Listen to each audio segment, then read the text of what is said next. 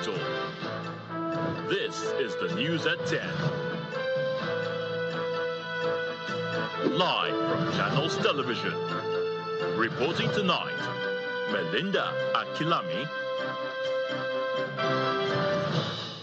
Hello and welcome. Tonight, Lagos residents head to the polls to choose new leaders for the 20 local government areas and 37 LCDAs. Despite a subdued voter turnout, the exercise unfolds with calm and order across the state.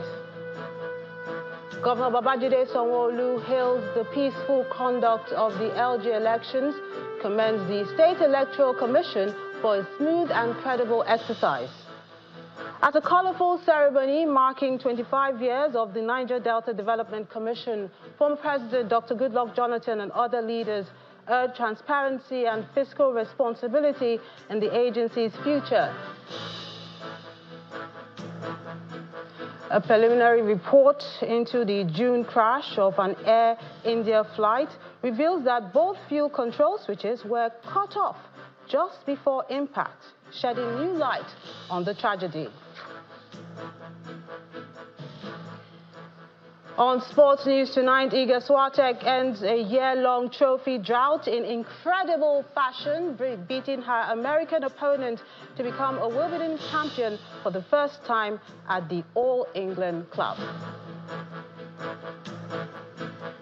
And on business, Nigeria Customs Service set to review the licensing fees and operational procedures for bonded terminal operators and agents.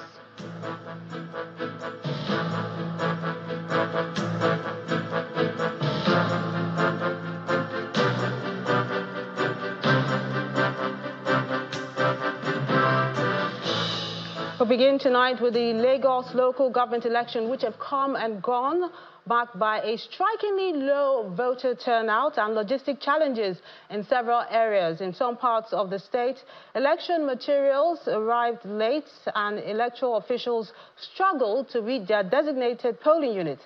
Despite these setbacks, our correspondents closely monitor development, especially in key battleground local government areas from Agege and Amodofi to Ikeja, Alimosho, Mushi and beyond. We begin with a comprehensive overview of the polls whose conduct and outcome may hold early clues for the 2027 general election.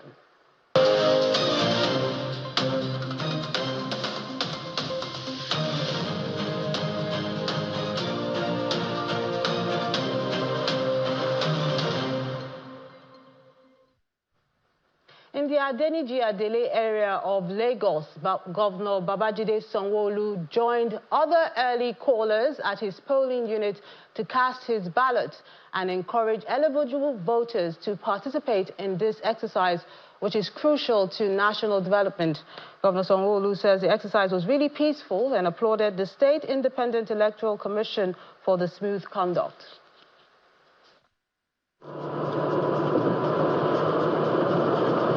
The third mainland bridge is deserted, just as expected, owing to elections to fill seats at the local government and local council development areas.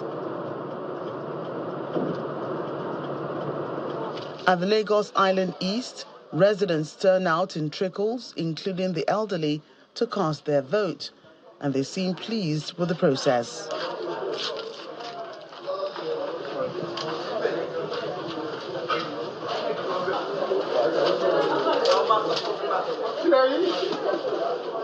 I've done it. I'm very excellent. I love as I see the event. This election is actually for the people because you can see the turnout. Likewise in other polling units in this world. It shows we take this very, very seriously. Candidates in this axis are optimistic of clinching the chairmanship seat with a determination to deliver good governance. The government will still continue to be government of the people, for the people and by the people, where everybody contributes to the development of Lagos Island East. And as a government, we are ready to continue on the track record we have achieved in the first time and also to surpass what we have achieved. Some people have felt neglected, so we want to come in and correct all that. And those who have felt rejected, we'll find out that we are coming for them.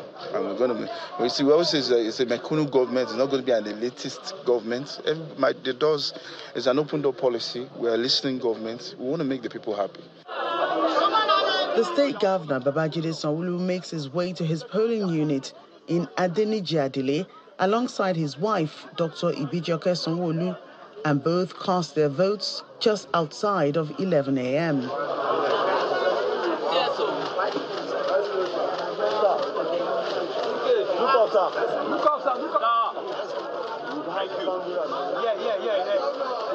The governor also expresses satisfaction with the Independent Electoral Commission for the smooth electioneering process. We want to commend the effort of LASEC. I saw one of their commissioners here. I also want to thank all the state equivalent of LASEC that have also come to watch and to observe, what we're doing here in Lagos. And want to generally just commend all you gentlemen of the press. You have taken this very seriously as a national election, and we're indeed very, very happy that you've given it all the right reportage. You've given it all the coverage that is needed, because we believe that the grassroots, election is also very critical. The councillors and the chairmen are as important as other arms of government as well, and we need to be able to give them, that speed of space. Meanwhile, in Surulere area of mainland Lagos, the Chief of Staff to the President and former Speaker of the House of Representatives, Femi Gbajabiamila, also exercises his franchise. He is optimistic that the federal government will soon achieve full implementation of the Supreme Court ruling on local government autonomy.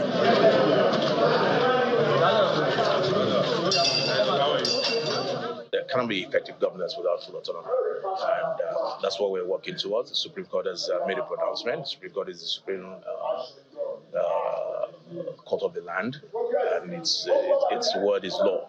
So I'm sure, in the nearest future, full autonomy will be realized by the local governments. The Speaker of the State House of Assembly, Mudashiru Obasa, is not left out of the local government elections, as he also cast his ballot.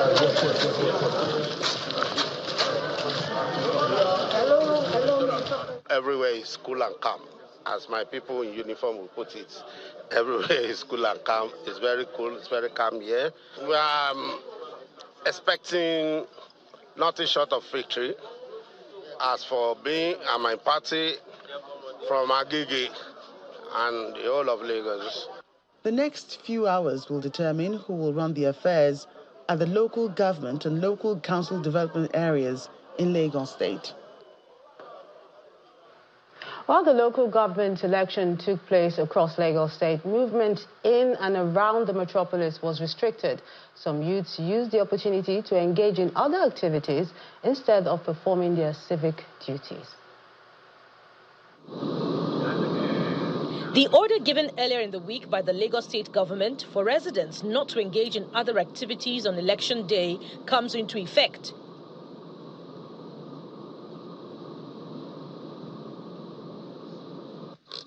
Police and other security agents enforce restriction of movement around the metropolis.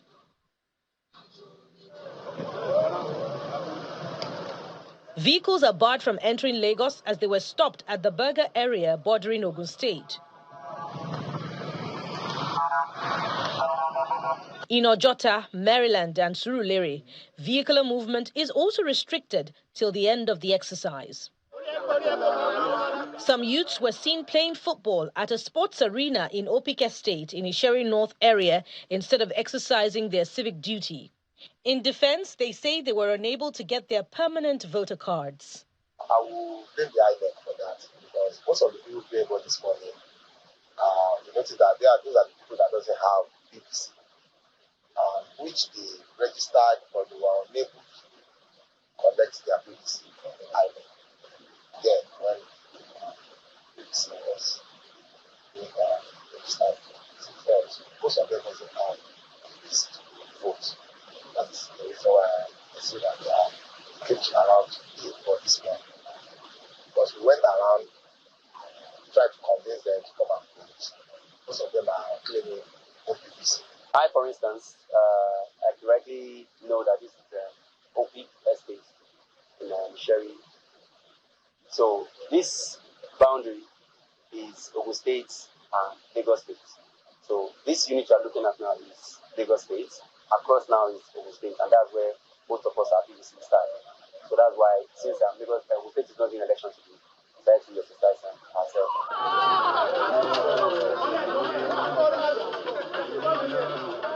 It is obvious that most residents engage in other activities which accounted for the cases of low turnout of voters at the polling stations. Part of its commitment to ensure a transparent governance and credible democratic process, the Economic and Financial Crimes Commission, EFCC, today deployed its operatives for election monitoring across Lagos State. The Zonal Director and Chief of Staff to the Executive Chairman, Mr. Michael Nzekwe, was on the streets alongside his officers, monitoring and touring polling units across Lagos Island, Ikoyi, Victoria Island, Lekki, Aja, Ibeju-Lekki, and the Ekpe local government area. In some polling units, the director ensured the real-time oversight and officer compliance with EFCC's non-interference directive. Law enforcement agencies on ground also welcomed the Commission's collaboration, noting its role in promoting order and discouraging vote trading, a practice that had marred previous elections. The election has been quite peaceful. And then everything has gone well, no major encounters or experiences, just been round and about, and so far so good. But all the reports from our men all over has been that the election is quite peaceful. There's been no major incident, like I said, and then every police station and polling units where we have been, everything has just gone smoothly and then gone so well, and then the election is winding down, so we just hope that everything will just go well as it has started. From our mandate, we're economic and financial crime. We are not the election umpires, but basically to just monitor for vote buying, basically just make sure that all of that is contained, and then so far we've not had any of such incidents. The Lagos State Commissioner of Police, Mr. Juma Moshood, has hailed the conduct of security personnel deployed for the local government elections. Speaking during an on-the-spot assessment tour of polling units in Surulere, Festac Town and Amuodofia, as well as Okota, Ketu and Ikorodu area, Mr. Moshood explained that his movements were aimed at personally assessing the security arrangements and ensuring the peaceful conduct of the exercise. The conduct of police personnel were very good. They were very polite, and they on their duty posts, they equally ensure that nobody is allowed to truncate the system. So as I speak with you, there's no any complaint of violence anywhere throughout the length and breadth of Lagos State. We have gone together and we have seen everything for ourselves. We go as far as Ikorodu. We were branched out to Surulere, we were equally at Mushin, we equally go to Festac, and some area in Alimosho. And these are area in Dato that were described as an area that's going to be flash a problem. Even the popular Agege was very, very peaceful, and to Ikeja, to Alaus, to other areas, including the Waterline area. There has not been any flash of threat. In part two, after the break, we'll bring you more on the local government elections in Lagos, plus experts' views on how autonomy at that tier of government can engender more development. That's in a moment. Please stay with us.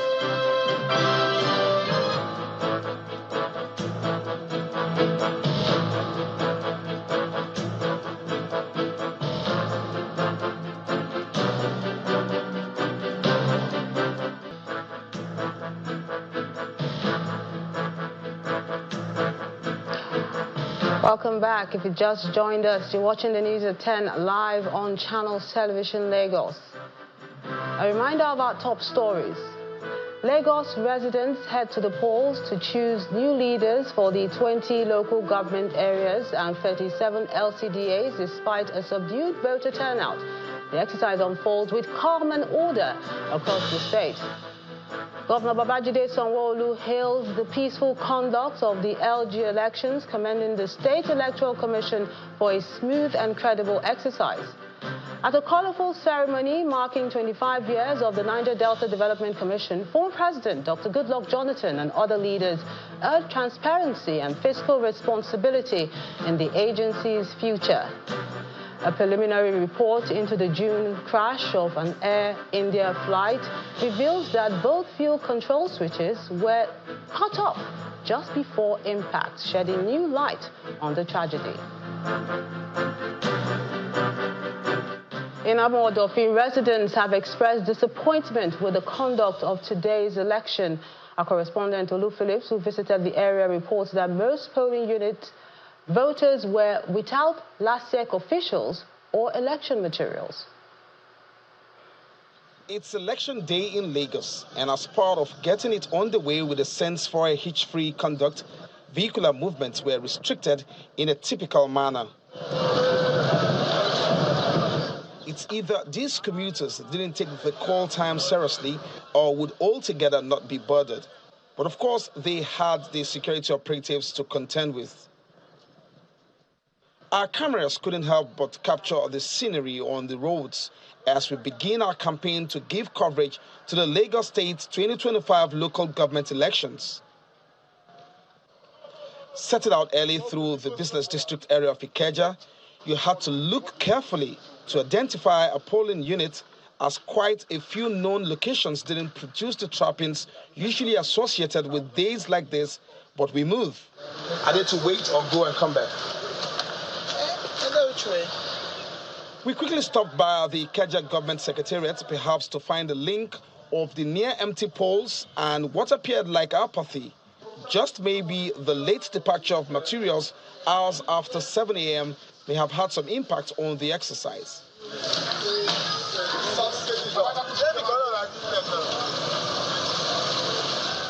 As we traveled along, the lull became more evident, scoring a point of a semblance of a peaceful election.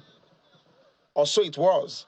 But not too long, though, in the Amuwa-Odofe axis, we encountered a different story. Stories of stranded voters who could not explain or be told why they can't perform a civic responsibility of casting their votes. And I've got a lot of people agitating here who wants to vote, some party members, some ordinary Nigerians who just want to cast their civic responsibility by voting.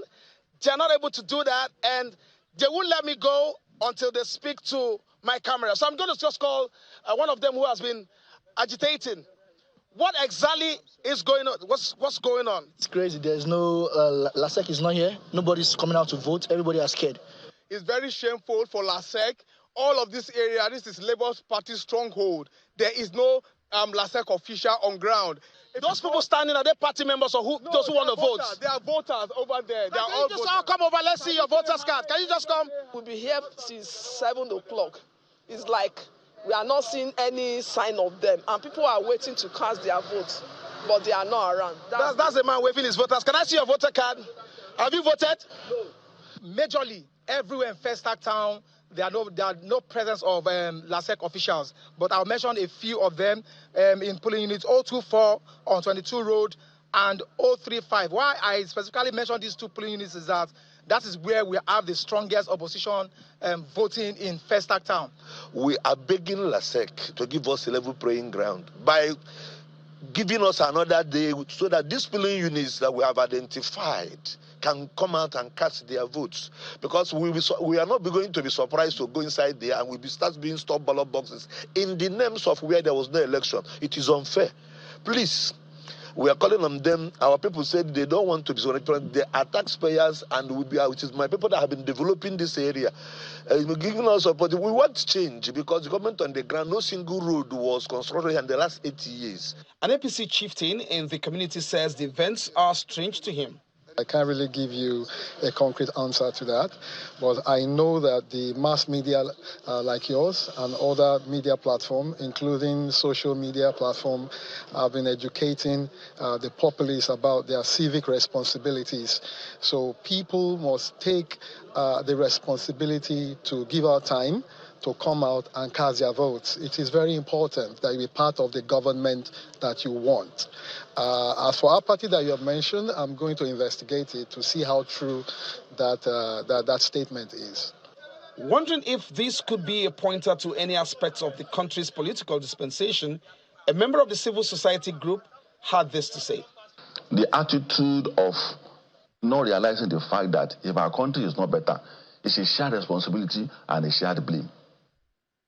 People who vote, and the people that came out to vote, in fact, the people, the elite who don't vote are the people who are more critical about the administration.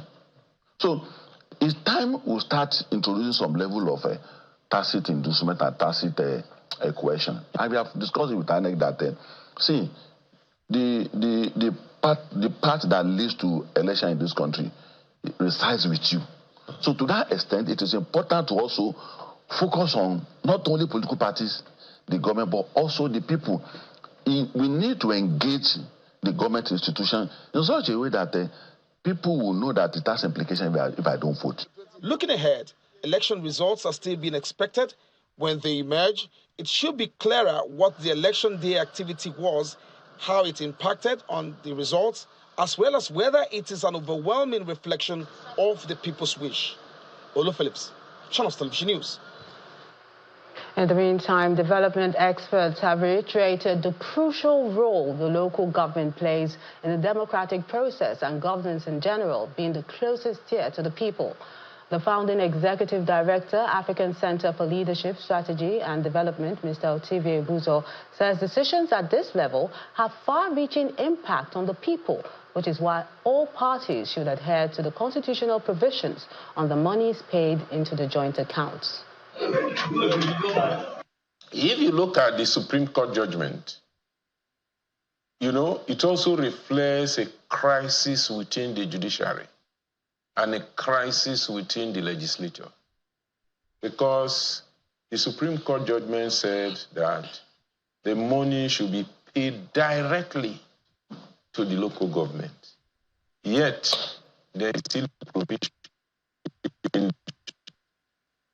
which stipulates that there should be a joint account of state and local government through which all monies, that is a work of the Constitution, all monies will be paid. In fact, because the Constitution drafted envisaged that federal government will give allocation to local government, state governments will give allocation to local government. But the reality we see is that state governments, instead of putting their own allocation, are now using the money from local government. In a decent system, after the Supreme Court judgment, the Parliament will immediately, to comply, amend such sections of the Constitution to be in tandem with the jurisprudence and law. But what we see today, I want us to know that it's a pattern and historical. Because the origin of local government itself came from undemocratic practice of the colonial administration. While the Executive Director, African Parliamentary Resource Center, Mr. John Mutu, notes that the slow implementation of the local government autonomy is a failure to implement the Supreme Court ruling. He believes it will take the President's intervention for it to become a reality. 1 year down the line, the federal government, who has the responsibility to implement that judgment, are still not taking that up. I remember a presidential committee was set up to design the modalities for the implementation. And 1 year down the line, we have still not seen the report from that committee. If you talk to the Attorney General, he will tell you go to the SGF. You talk to this person, they will tell you it's the committee. So we are asking, what is delaying the judgment? Because it makes a caricature of the entire judgment. I remember my young age, when a court gives judgment, everybody said the court has spoken. The only thing you can do is to appeal. But once the Supreme Court has given judgment, there is nothing else anybody can do but to enforce compliance. I remember once upon a time, laws were passed by National Assembly or the state assemblies. Governors or president refused to implement. We were told that it's because they don't have constitutional backing. Once we have it in the Constitution, it will be implemented.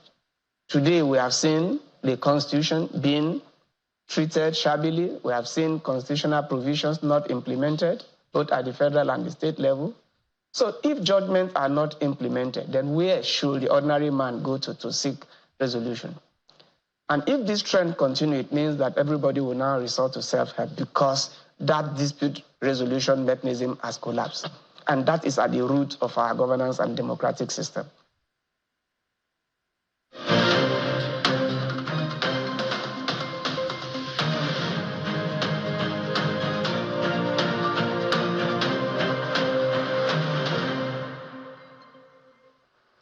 If the Niger Delta is to have any form of sustainable growth, the tenures of the leaders of the Niger Delta Development Commission must be long enough to make that happen. And that's according to the former president, Dr. Goodluck Jonathan, who was speaking at the grand finale of activities to mark the 25th year anniversary of the commission. The frequent changes of the leadership of NDDC has been a problem of the development. When we listen to the keynote address, Ingos mentioned numerous projects abandoned. It was not abandoned because the managers of NDDC wanted to do so, but the frequent changes made it that way. When you cannot plan, when there's no time to plan, agencies that go develop now resort to contractor-driven projects, not projects based on planning. From what the chairman said, over these 25 years, we have had 11 CEOs of NDDC. That means that each CEO, on the average, is 2 years, 3 months. So 2 years, 3 months, how can you plan? How can you finish projects that are significant to the sub-region? Your Excellency, the Secretary of Government, you are representing the President, so you are the President here. Convey my sincere appreciation to him and all that we want him to allow these people to complete their projects. President of the Senate, Senator Godswill Akpabio, believes poor leadership has been a thorn in the flesh of the agency. He also stressed that the South-South will support President Bola Tinubu in 2027. Why did we have so much problems in NDDC? There were many reasons. Part of it was leadership tussle. The NDDC for almost 20-something years stayed in a rented apartment on Aba Road, paying 300 million a year. And that apartment or that upstairs was not connected to the national grid. It would have taken less than 70 million to do so. But it was easier for them to give out contracts for diesel to all and sundry, 300 million, 500 million a month, without connecting that place to the national grid for over 20 years. We are saying in this region that the entire South-South region, the entire Niger Delta, will speak as one voice. We speak as one voice. And we are telling the President, on your mandate we stand. On your mandate we stand. The Niger Delta Development Commission, NDDC, has also showcased the rich cultural heritage of the region, which was part of activities to mark its 25th anniversary. An event tagged NDDC Arts and Culture Day, held at the Yakubu Gowon Stadium, Port Harcourt, River State, saw a traditional parade and festival depicting the diverse culture of the 9 mandate states of the agency. The day begins with a street procession with carnival-like floats in indigenous regalia from the popular Polo Club on Tombia Street, Port Harcourt, the River State capital, culminating at the Yakubu Gowon Stadium. Leading the procession is the chairman of NDDC Governing Board, Chiedu Ebie, accompanied by the Managing Director, Samuel Ogbuku, Executive Directors, and other members of the board. The atmosphere is electric at the Yakubu Gowon Stadium, venue of the grand celebration marking the NDDC Arts and Culture Day in commemoration of the Commission's 25th anniversary celebration. We're here to celebrate the Niger Delta, to celebrate our culture, to show to the world our traditional dances, our masquerade, and everything that we can exhibit as people of the Niger Delta. Beyond the rich oil and gas reserve, the Niger Delta region prides itself as one of Nigeria's ethnic nationalities that bears a distinct cultural tradition, and the NDD says it is committed to preserving such heritage. People shouldn't just keep assuming negativity about the Niger Delta. NDDC is not only about brick and mortar. NDDC is not only about construction of roads. As an interventionist agency, we also need to intervene to promote our rich cultural heritage. And above all, to promote anything that will bring about peace in the Niger Delta. This is remarkable as we come to showcase the diversity of the Niger Delta region. We're here to enjoy ourselves. We're here to show the world that the Niger Delta is rich in tradition and culture. So not just to those of you here in the stadium, but to our viewers all over Nigeria, please sit back, relax, and enjoy the diverse culture of the Niger Delta region. Then comes curated performances from Niger Delta's diverse ethnic communities, accompanied by thunderous drum beats and scintillating dance steps.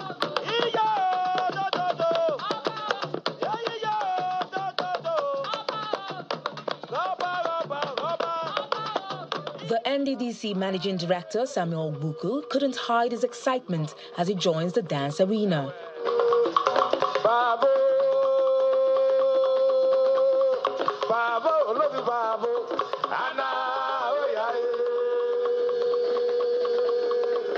It is hoped that after this celebration, the NDDC will sustain the Arts and Culture Day celebration, as it is capable of strengthening the bond among communities in the region and preserve the age-long cultural heritage of its people.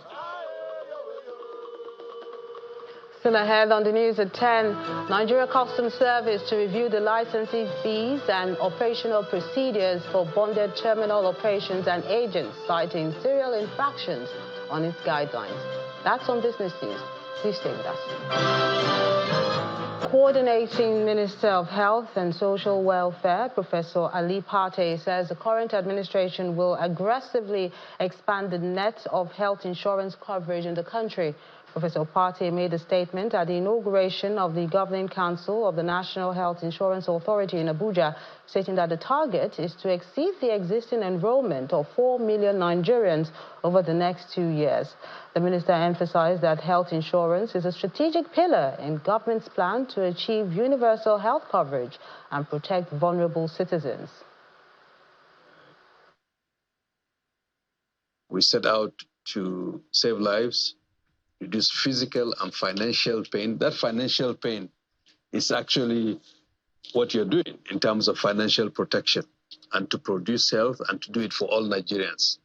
That also, the universality in our approach to basic healthcare for all Nigerians actually links also to the NHIA.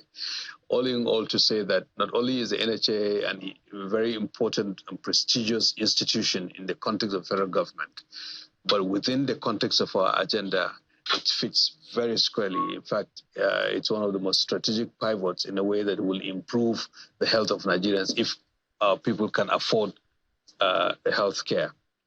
So in the context of our work, we look to the NHIA to continue to drive increase in financial protection for our population. So I really welcome all of you and encourage you to lean in and, as provided by the Act, support the NHIA to achieve the mandate that the President has given to all of us now to see that the NHIA drives this agenda for Nigerians.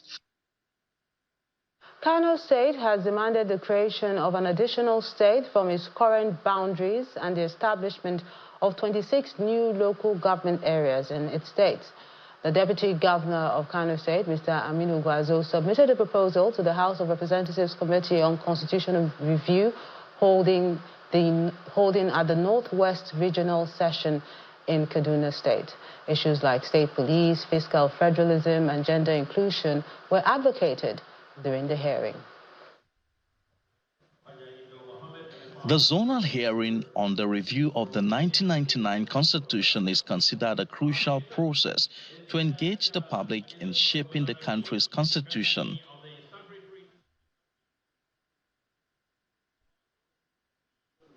Stakeholders, including state governors and their representatives from the 7 states in Nigeria's northwest region, gather in Kaduna to make their contributions to the amendment of the Constitution.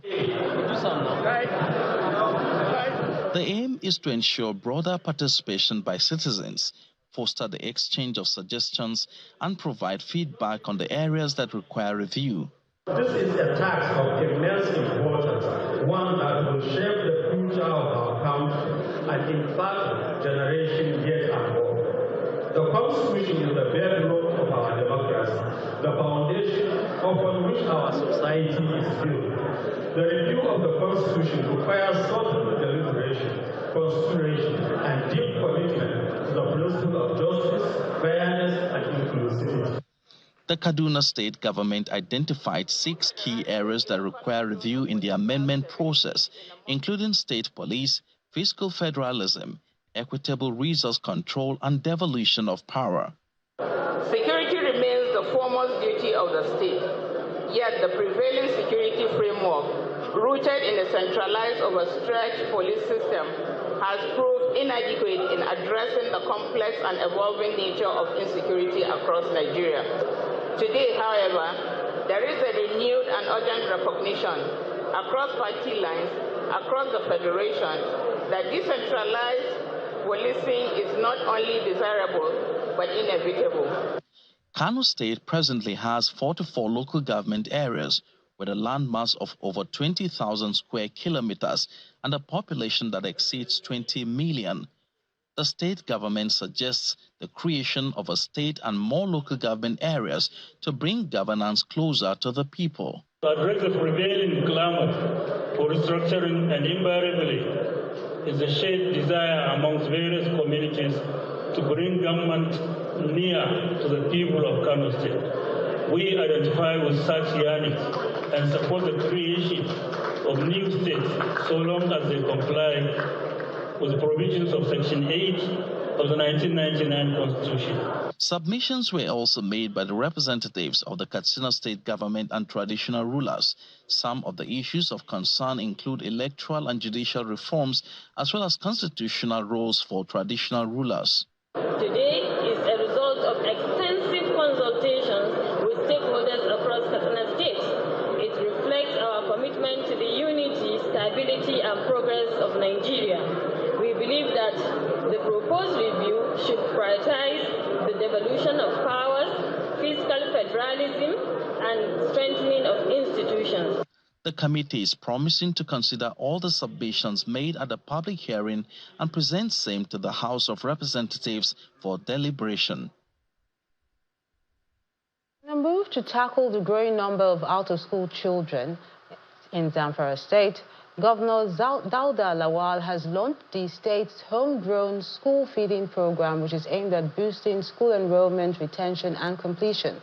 The official flag-off took place at the Danture Primary School in Gusau, the Zamfara state capital, where the governor shared a meal with the students in a symbolic gesture during the launch of the program. Zamfara State has one of the highest number of out-of-school children in Nigeria, a challenge that continues to hamper the state's educational development and social stability. Many children, especially in rural areas, are unable to access or complete basic education due to poverty, insecurity, and lack of learning incentives. To address this crisis, the Zamfara state government has launched a pilot school feeding program targeting over 4,000 pupils across 5 local government areas of the state, including Gusau, Telata Mafara, Anka, Maru, and Shinkafi. After a series of advocacy and engagement meetings, we were fortunate to secure some funding from the International Center for Economic Development and also FinPac Development Foundation to implement a pilot that will help us to gain insights into the complexity of managing large-scale feeding program associated with rapidly changing prices of commodities in Nigeria. The state government hopes that the initiative will contribute to the fight against child hunger, illiteracy, and early school dropout. This activity will ensure that there is increase in enrollment, retention, transition, and completion of education by our children. I therefore wish to seize this golden opportunity to call on our esteemed partners in the state to kindly emulate this noble great gesture by extending this kind intervention to the remaining local government areas of the state. For Governor Dauda Lawal, the program is part of the broader emergency education and social welfare strategies of his administration. Today's flag off signifies our solid commitment to work with relevant stakeholders to utilize various strategies aimed at increasing school enrollment, increasing retention rates, and reducing the number of out-of-school children in Zamfara State. The governor, joined by other dignitaries at the event, then officially launched the program. I just got into the school feeding program in the North Island. He also joined the pupils to share a symbolic meal.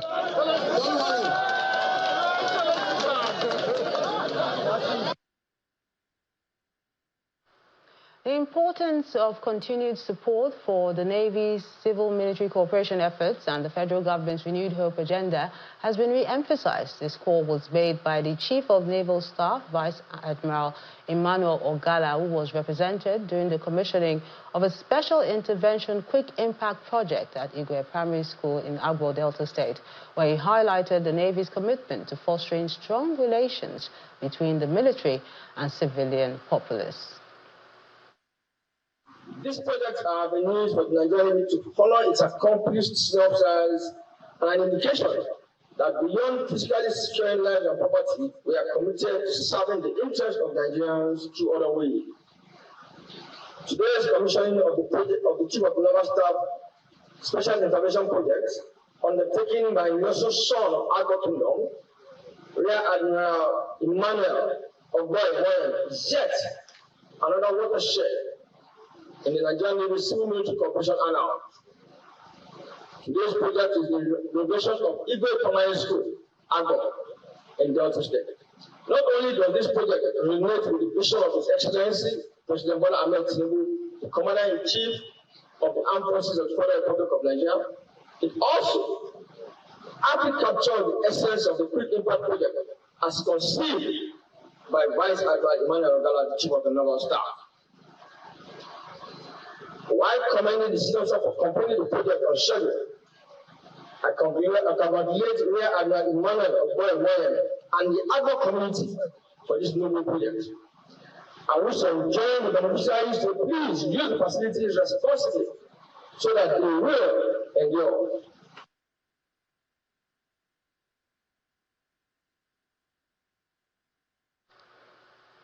The Kebbi State Police Command has foiled an attempted attack by suspected Lukarawa bandits on commuters traveling along a road in Buza local government area.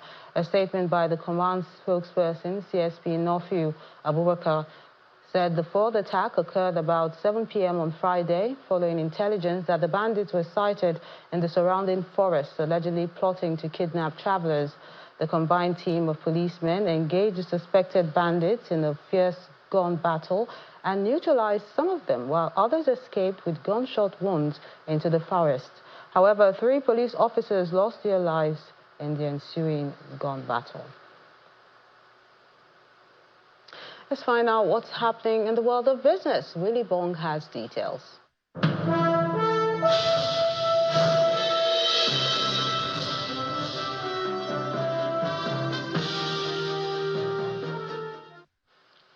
Thank you, Melinda.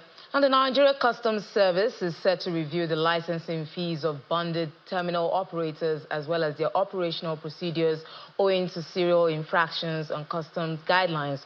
The Controller General of Customs, Mr. Adewale Adeniyi, explains that the licensing fees of the bonded terminals were not in tune with the present-day realities, and the service will likely introduce tougher guidelines and stricter penalties to bring sanity to the operations of the bonded terminals in the country.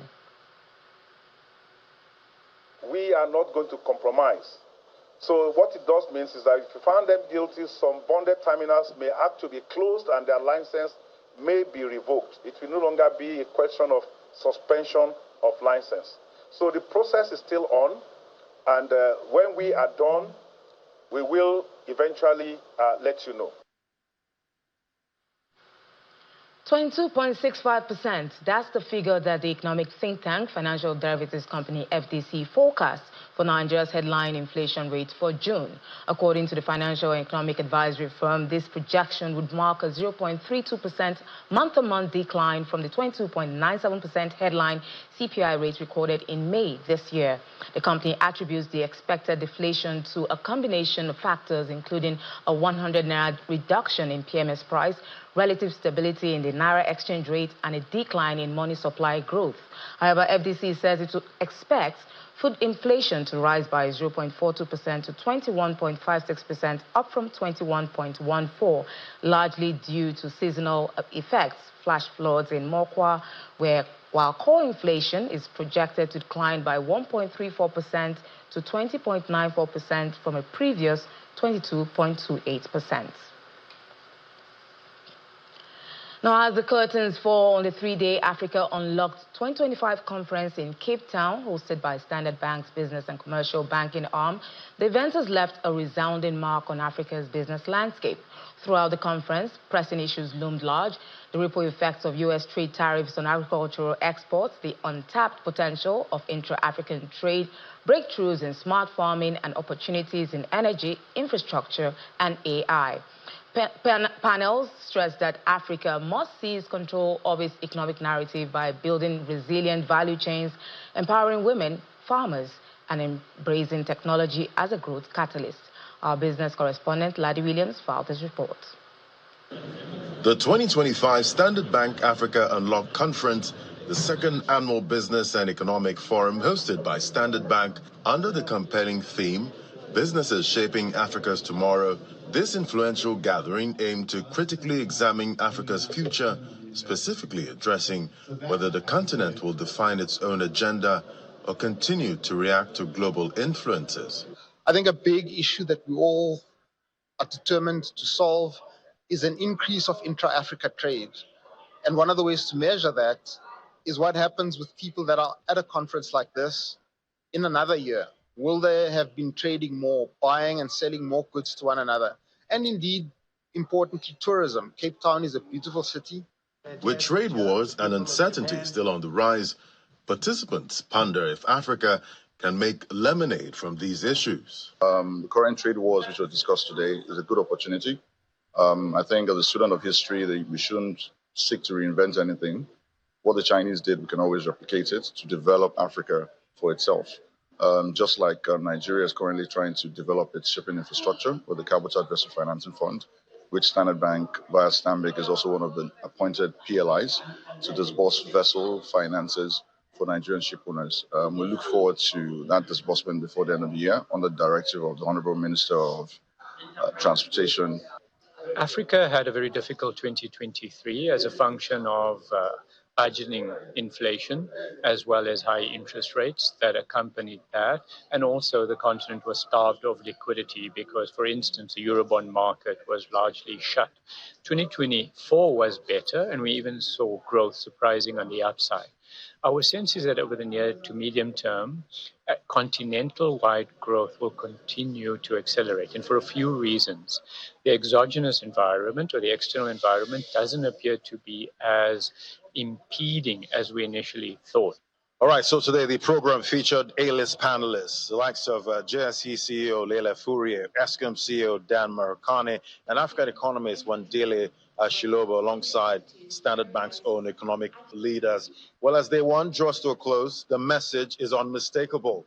Africa Unlocked is rallying leaders to act now to fix institutions, further infrastructure, boost trade, and leverage digital sovereignty. Laddie Williams, reporting for Channels Television News, Cape Town. And that's business news. It's back to Melinda for highlights from the world of sports.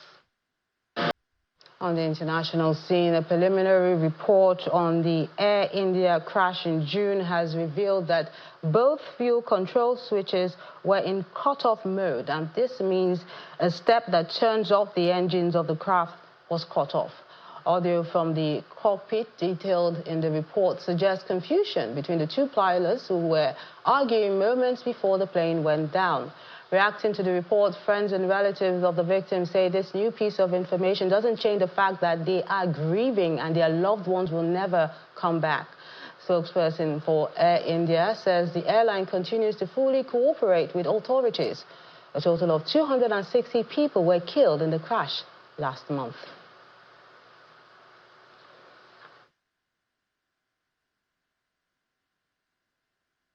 And the main news again. Lagos residents went to the polls to choose new leaders for the 20 local government areas and 37 LCDAs. Despite a subdued voter turnout, the exercise unfolded with calm and order across the state. That's the news at 10 tonight. I'm Melinda Kinlami on behalf of the team. Good night.